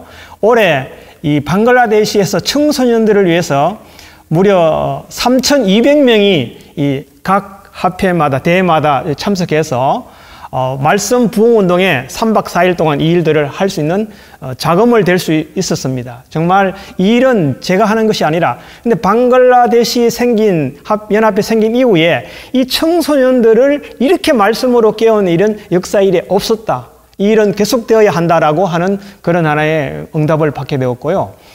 지난주에 이 베트남에서 젊은 청년들 1,000명을 11월 첫째 주와 둘째 주, 또 12월 첫째 주, 둘째 주에 이 1,000명의 청년들에게 말씀 부흥, 이 암송대회, 퀴즈대회, 설교대회 이런 것들이 있다고 해서 그 예산을 보낼 수가 있었습니다. 사실은 이 말씀이 태산을 이루는 일, 제가 참 좋아하는 말씀인데요. 갓난 아이라도 천번거리기에 충분하고 노련한 잠수부라도 그 깊이를 가늠할 수 없다. 성경은. 그래서 이 성경이 모든 사람들에게 들려줘서 특별히 우리 재림교의 젊은 청년들에게 들려줘서 말씀으로 이 천국 복음이 땅끝까지 전거되는 놀라운 역사가 속히 이루어지기를 간절한 마음으로 고대하고 기대합니다. 네, 아멘. 우리 네팔에서도 예언의 신을 더 많이 번역하고 보급하는 일들을 우리 김 목사님 하고 계신데 우리 파키스탄에서도 예언의 신들을 많이 보급하는 일들을 진행하고 있죠. 네. 사실 우리가 성경도 보급을 해야 하고 또 남은 교회에 참 지침으로 주신 이 예언의 신도 보급해서 이 성도들을 일깨우는 것은 예언의 신이거든요. 사실 성경과 예언의 신. 그 중에서 특별히 예언의 신은 실제적인 면들을 우리에게 다 전해주고 계신데 사실 이 예언의 신을 안 읽으면 빛이 나타나지 않지 않습니까? 그래서 무엇보다 중요한 때라고 생각되어지는데 앞으로 우리 선교사님들께서 참 이슬람 나라와 힌두 나라와 불교 나라 여러 나라에서 복음을 전하시면서 사실 사업들이 여러 가지가 계실 거예요. 이방에 참 복음을 모르는 이방인들에게 복음도 전해야 되겠고 또 기존에 하나님을 섬기는 재림 성도들에게 예언의 신을 못 읽었으니까 하나님을 섬기고 남은 교회라고 하지만서도 하나님께서 우리 남은 교회에 주신 구체적인 기별들을 모르실 거 아니에요. 앞으로 어떤 일이 다가올지 또 우리가 앞으로 늦은 비를 받을 일을 위해서 어떻게 준비를 해야 할지 우리가 해야 할 일이 무엇인지 남은 자손들이 어떻게 생활할지 이런 것들을 모르고 하는 그런 상황인데 정말 해야 할 사업들이 많으리라 그렇게 생각이 되어지는데 앞으로 이 이슬람과 또 힌두와 또 불교 여러 어려운 이 이방 나라들에서 어떻게 선교를 펼칠 것인지 그런 계획들이 좀 가지고 계신 것들이 있으면 좀 한 말씀씩 해주셨으면 좋겠습니다. 우리 지성배 목사님부터 좀 말씀해 주시겠습니까? 네, 보니까 이 예언의 신이 얼마만큼 번역되어 있느냐가 그 교회의 영적 수준이더라고요. 그렇죠. 그래서 지금 이제 시대의 소망 이제 번역을 해서 이미 이제 출판이 됐고 그리고 또 그 외에 저희들 기본 교리 지금 번역이 돼 있고 이제 출판 준비를 하고 있습니다. 그리고 또 그리고 저희들이 실물 교훈이나 기타 등등의 성경 교재들 여러 가지 준비를 하고 있는데 제가 파키스탄에 있으면서 이제 교회 개척 그리고 또 교회 개척만이 중요한 것이 아니라 이 학생들이 이제 학교를 다니면 일반 학교를 가면은 모슬렘 수업을 하루에 2시간씩 들어요.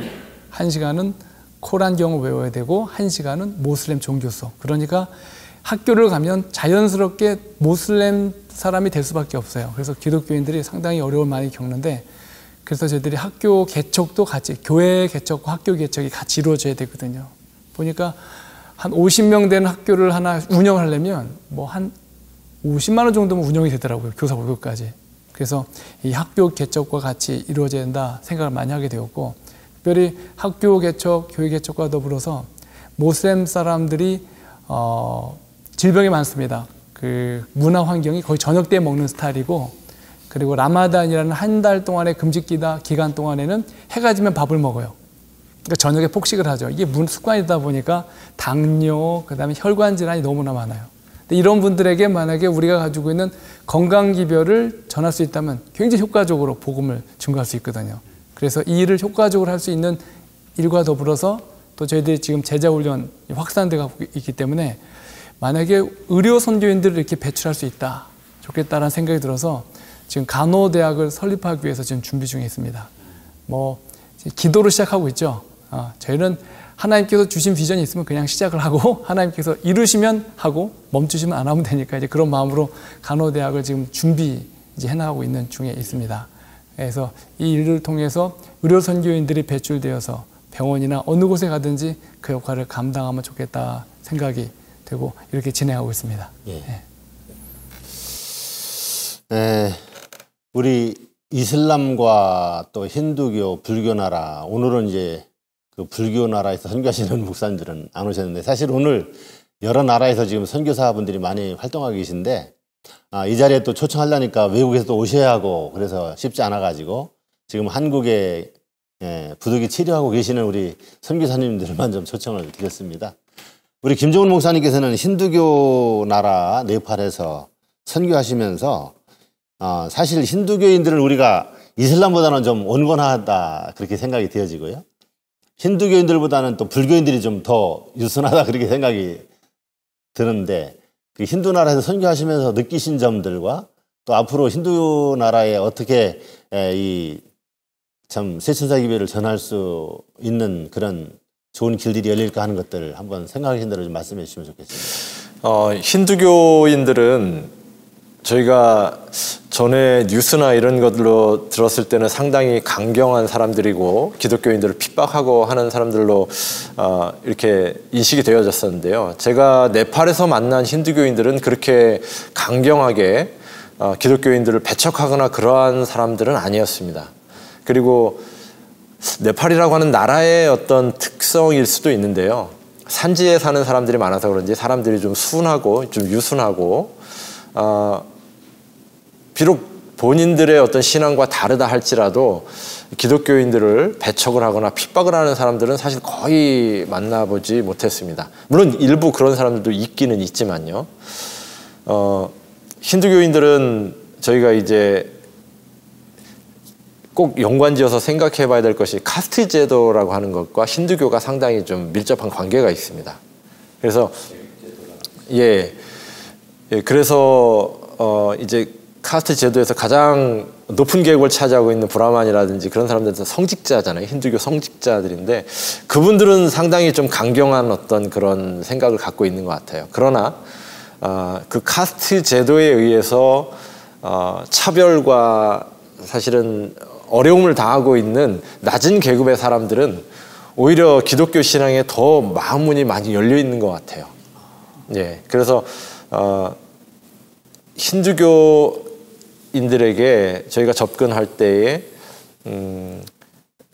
예수님 안에서 우리는 모든 사람들이 다 전부 다 정말 차별이 없고 모든 사람들이 다 예수님 안에서는 동일한 어떤 그런 사람들이다, 하나님의 자녀들이다 라고 하는 것을 우리가 강조하고 그들에게 접근을 할 때 많은 힌두교인들이 그것을 정말 진정한 복음으로 받아들이고, 어쩌면 그래서 그런지 몰라도 기독교인 중에 80%가 불가촉 천민들이라고 그렇게 그런 통계가 있더라고요. 어쨌든 힌두교인들에게는 그렇게 저희가 접근을 좀 하고 있고요. 네팔에 이제 저희가 특별히 이제 계획하고 있는 것은 아까 우리 지 목사님께서도 말씀해 주셨습니다만 비슷한 상황인 것 같아요. 교육을 통해서 우리가 좀 접근을 해야 될 필요성이 느껴지고 있기 때문에 저희가 이제 신앙도 가르칠 수 있고 또 하나님도 배울 수 있는 그런 학교를 설립하기 위해서 지금 준비하고 있는 중에 있고요. 지금 이제 부지는 구입이 됐고 이제 저희가 건축을 곧 시작을 하려고 준비하고 있습니다. 그리고 또 하나는 아까 말씀드렸듯이 그 예언의 신 보급과 관련돼서 저희가 예언의 신을 열심히 이제 번역을 해서 보급을 하고 있는데 네팔에 또 하나의 굉장히 중요한 문제가 있는데요. 문맹률이 너무 높아요. 예언의 신과 성경을 저희가 많이 보급을 해도 문맹률이 평균 한 50%가 넘었습니다. 그 문자가 배우기 굉장히 힘들죠? 예. 문자도 배우기 상당히 어려운 문자이고요. 학교도 많지 않고. 네네. 그래서 너무 가난하다 보니까 교육의 기회를 못 갖는 사람들도 많고요. 그럼 학업을 하려면 그 수업료도 많이 내야 되지? 예. 수업료도 내야 되고. 그러니까 가난하니까 배우지 못하겠네요. 예, 그렇죠. 그래서 학교를 다니고 있어야 할 나이에 학교를 다니지 않고 산업 현장에서 일을 하고 있는 그런 청소년들이 한 150만에서 200만 명이 된다고 추산을 하고 있습니다. 그런 상황에서 성경과 예언의 신을 보급을 해도 읽지 못하는 사람들이 교회 안에도 너무 많거든요. 그래서 저희가 이제 지금 서서히 시작하고 있는 것이 이제 예언의 신을 조금씩 낭독을 해가지고 유튜브로 이제 녹음을 해서 올리는 그러한 일을 지금 시작을 하고 있습니다.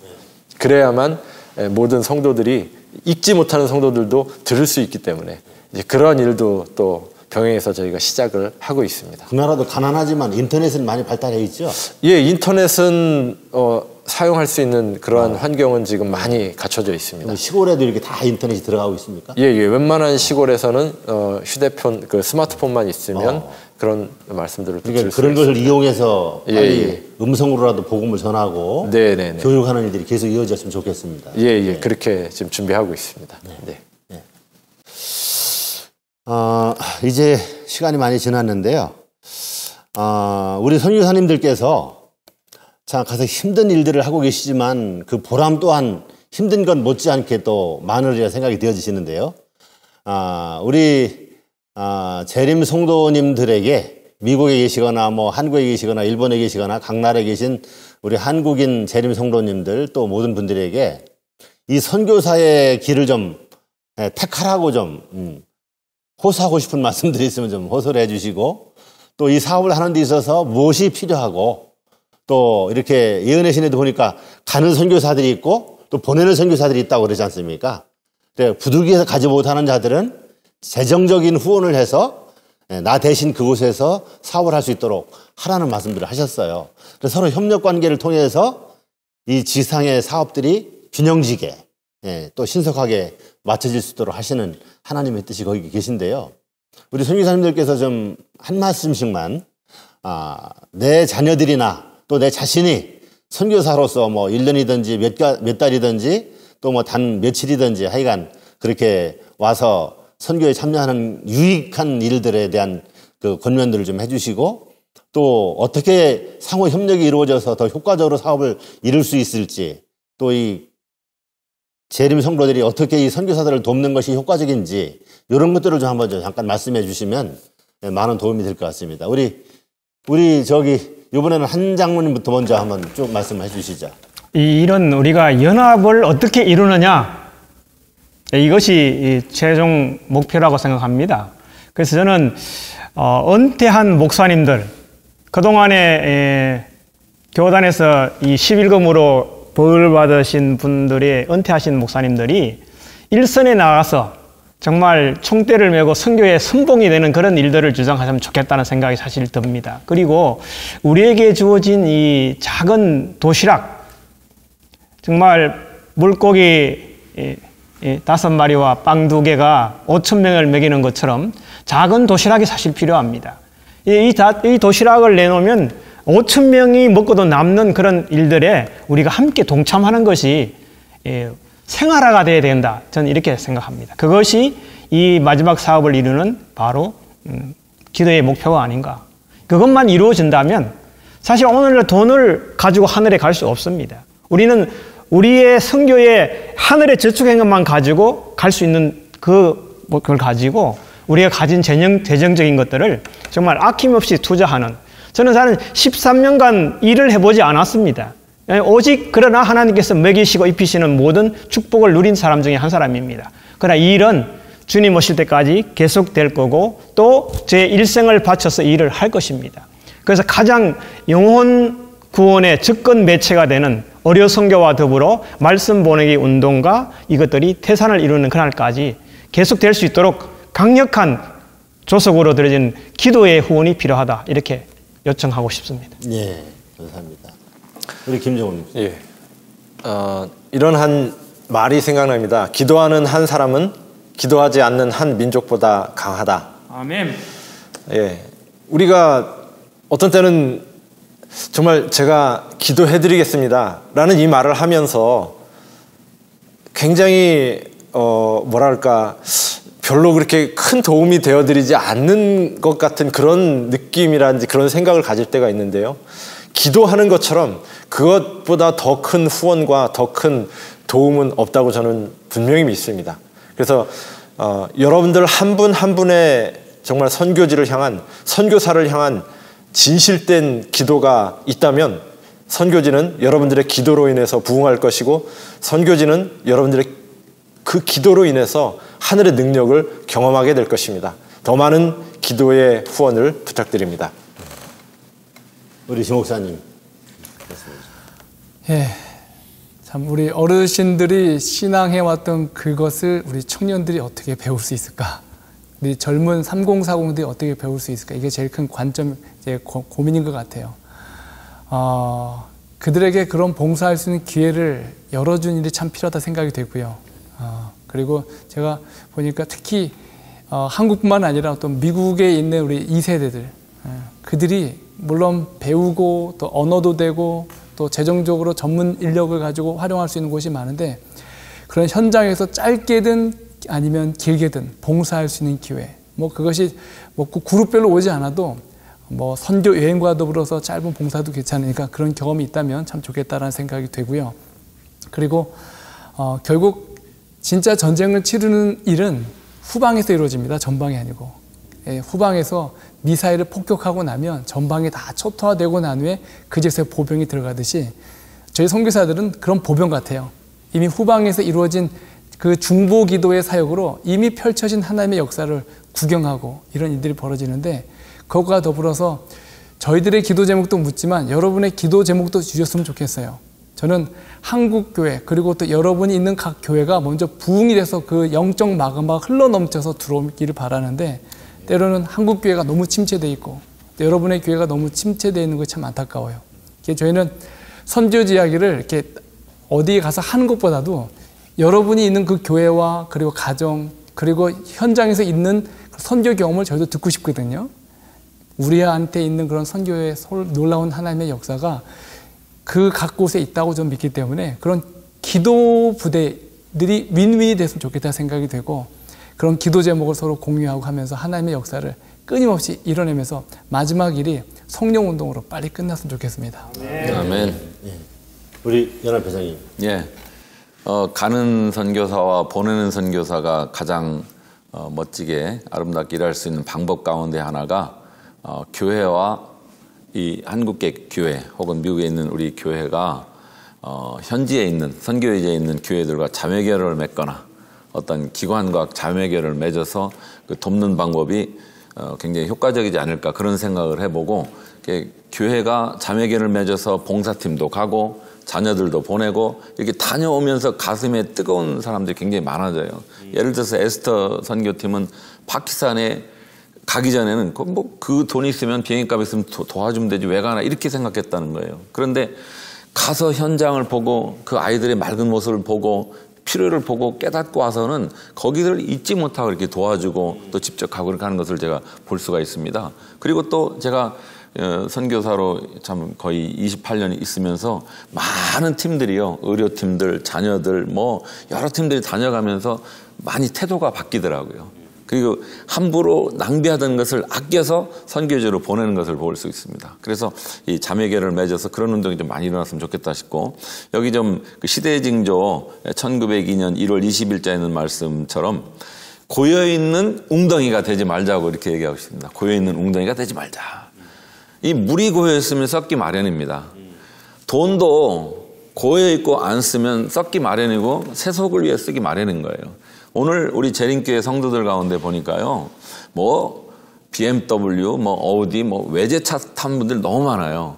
그리고 또 돈이 있는 분들도 많고 집도 참 근사한 분들이 많습니다. 잠언 23장에 보면 재물은 날개를 대어 날아간다고 그랬는데 언젠가 그 재물들이 날아가기 전에 하나님의 사업을 위해서 참 요긴하게 쓸 수 있는 고여있는 웅덩이가 아니라요. 여기 그 다음 말해보면 이렇게 있습니다. 끊임없이 나눠주는 물줄기가 되자고 하는 그런 말씀이 있어요. 그 뒤에 보면 이렇게 기록됐습니다. 산에서 내려와 메마른 땅을 지나며 생기를 불어넣는 물줄기를 보십시오. 그것은 얼마나 큰 축복입니까? 너무 후하게 주다가는 바닥나고 말 것이라고 생각할 수 있습니다. 하지만 그렇지 않습니다. 나눠주는 물줄기는 결코 마르지 않는다는 것이 하나님의 위대한 계획 중 일부입니다. 날이 가고 해를 거듭할수록 물줄기는 끊임없이 받고 나누어주면서 뻗어갑니다. 이런 말씀이 있어요. 우리 여기 오늘 듣는 모든 성도님들이 고여있는 웅덩이가 아니라 나눠주는 물줄기가 되어서 하나님의 사업이 빨리 끝나고 우리 모두가 하나님의 나라에 들어가야 되지 않겠습니까? 예수님 이 오기 임박한 이때에 우리에게 주신 재물, 재능, 능력, 시간 모든 것들을 선교라는 한 단어로 우리가 이렇게 모아서 열심히 함께 일하는 그러한 가는 선교사, 보내는 선교사가 됐으면 좋겠습니다. 감사합니다. 정말 우리 연합회 형님 말씀하신 바대로 예수님의 재림이 가깝고 이제 우리가 복음을 위해서 일할 시간도 그리 많이 남아있지 않습니다. 참 우리 선지자가 기록한 말씀들처럼 이렇게 선교지에서 일하는 종들이 재정이 필요해서 요청할 때 이것을 도와주지 않고 가지고 있었더니 이것들이 우리에게 큰 위험으로 남고 하늘의 보물을 쌓을 수 있는 기회도 다 잃어버리고 다 좀 먹고 녹슬고 말았구나 하면서 후회하는 모습을 보시고 우리에게 기록을 하셨어요. 그리고 우리 참 재림 성도들이 이 말씀을 참 교훈 삼고 우리 선교사님들이 오늘 참 다 드리진 못했지만 핵심적인 말씀들을 하셨는데 정말 이분들이 이렇게 가셔서 현지에서 선교하고 일하실 때 우리가 이분들을 도와서 또 우리가 직접 가서 함께 협력해서 이 사업을 빨리 이루면서 우리가 하나님의 그 큰 사랑에 조금이라도 좀 보답하고 또 피 흘리시면서 구원하려고 했던 그 영혼들을 참 그리스도로 인도하고 참 함께 구속 사업에 동참해서 일도 하고 또 우리의 보화들을 하늘에 쌓아놔서 하늘에 가서 또 상급으로 또 받고 하는 그런 축복을 다 누렸으면 좋겠다는 생각이 듭니다. 우리 모두가 협력하면 정말 빠른 시간 안에 우리에게 남겨진 짧은 시간 안에 큰 일들을 이루고 이제 우리는 그렇게 일한 자들에게 주시는 늦은 비에 큰 능력을 힘입어서 이 지상 사업을 마무리하는 일을 하고 우리가 하늘에 가지 않을까 그렇게 생각이 되어집니다. 오늘 이렇게 참여해 주신 선교사님들 너무 감사하고요. 마지막으로 우리 네 선교사님께서 돌아가시면서 내가 지금 이런 일을 하기를 원하고 우리 선교지에서 이런 일들이 꼭 일어나야 하는데 이 일을 위해서 좀 꼭 기도해 주십시오 하고 기도 제목 한 가지씩만 부탁드려 주시고 오늘 담론을 마치도록 그렇게 하겠습니다. 우리 연합회장님부터 돌아가시면서 기도 제목 한 가지씩만 좀 말씀해 주시면 감사하겠습니다. 한 가지라고 하니까 좀 아쉬운데요. 정말 천명 선교사 우리 분원도 다 지어야 되고 그다음에 간호대학도 세워야 되고 병원도 살려야 되고 할 일이 너무 많습니다. 그런데 최근에 이곳에서도 요양원 사업을 해야 되겠다는 그런 결심을 하고요. 그래서 건강 사업과 그 요양원 사업이 성공될 수 있도록 부지를 마련하고 또 열심히 할 수 있도록 이렇게 기도하고 있습니다. 그래서 여기 파키스탄에도 성인병으로 인해서 고생하는 그리고 요양원과 이 건강 사업을 통해서 우리가 정말 그 하이클래스 사람들을 인도할 수가 있더라고요. 그래서 그 일을 위해서 기도할 테니까 그리고 또 여러분도 이렇게 많은 도움 주시면 감사하겠고요.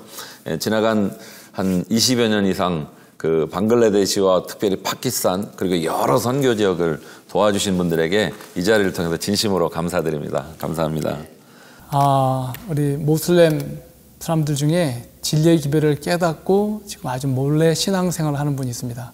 최근에도 아주 고위 관료가 지금 침례를 받은 게 발각이 돼서 지금 급하게 피신해야 될 그런 상황입니다. 굉장히 위험한 상황이고 지금 본인이 여러 사람들을 지금 제자로 삼아서 몰래 가르치고 있는데 지금 이런 위기 상황에 있는 우리 신앙하는 우리 파키스탄 사람들이 있습니다. 그래서 그 사람들의 안전, 그리고 그들의 그 결심과 각오가 또 다른 사람들에게 또 다른 복음의 증인이 될 수 있는 그런 사람들이 될 수 있도록 정말 간절히 기도해 주십시오. 그 목숨을 걸고 신앙을 하고 있더라고요. 그래서 기도가 우리가 공개하지 못하지만 그런 분들이 있다는 사실을 기억해 주시고 기도해 주십시오. 감사합니다. 최근에 저희가 네팔 기독교 총연합회 회장님으로부터 아주 참 흥미로운 제안을 하나 받았는데요. 그건 무엇이냐면 네팔 대회, 우리 재림교회 대회가 아니라 기독교 총연합회 회장님으로부터 네팔 기독교 총연합회의 청소년부를 저희 쪽에서 맡아달라는 그러한 요청을 받게 되었습니다.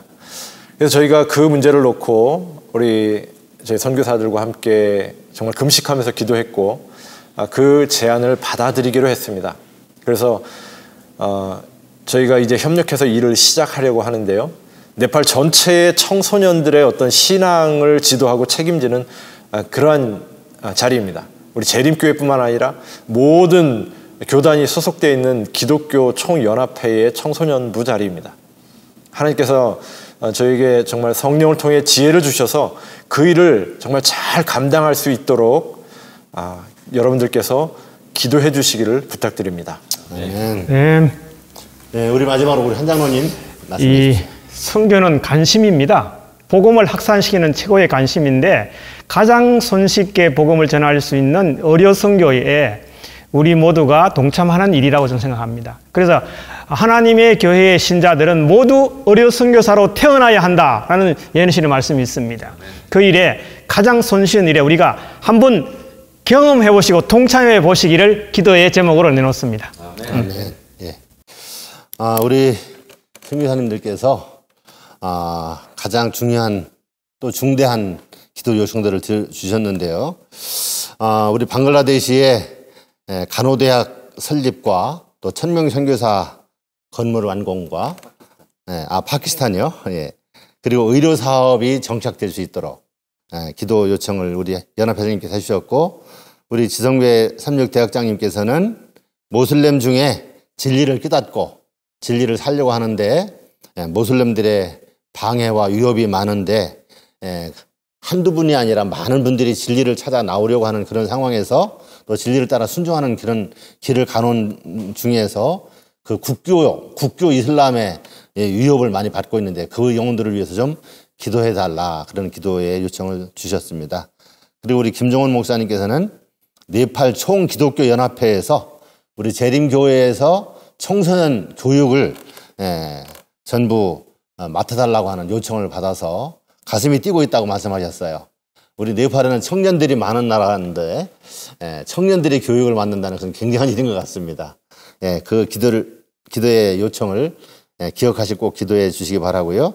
우리 한종석 장로님 선교사님께서는 의료 선교 사업을 위해서 참 우리 동남아 여러 나라에 복음을 널리 전하고 하나님의 사랑을 증거하고 많은 영혼들을 구원하는 일을 위해서 기도해달라고 이렇게 기도의 요청을 해주셨습니다. 이 기도를 제목을 가지고 우리 모든 기도인 연합 회원님들과 또 모든 성도님들 간절히 기도드리셔서 이 어려운 동남아에서 선교하시는 선교사님들의 그 노력에 큰 결과들을 가져올 수 있도록 하나님께서 역사하시기를 많이 기도해 주시기를 바랍니다. 오늘 많은 시간 할애해 주셔서 너무 감사하고 좋은 소식들 너무 감사합니다. 수고하셨습니다. 고맙습니다. 감사합니다.